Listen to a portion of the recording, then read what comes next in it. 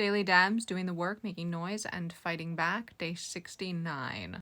Don't! Today, on the final day of Kathy Castor's Repping the Rep, she discussed the importance of SNAP and what the administration is trying to do to it. Chris Deluzio gave today's Democratic Daily Download, where he explains an argument for tariffs when they're done right, and exactly why these are wrong. He's not getting much love for this one, but I think it's important to have a balance between explaining complicated things and fully simplifying them. Yesterday, Susan Delbenes was a lot more simplified, and this is a lot more technical, but I don't think that's necessarily a bad thing.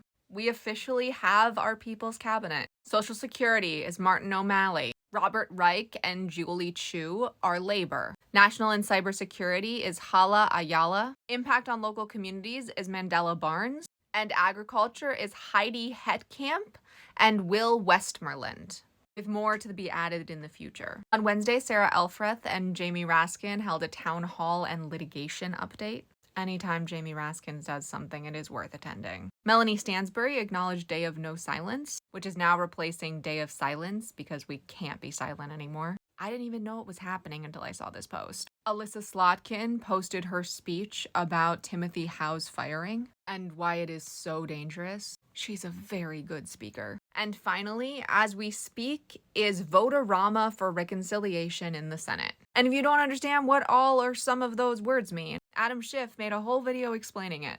It's a really good video. You should check it out.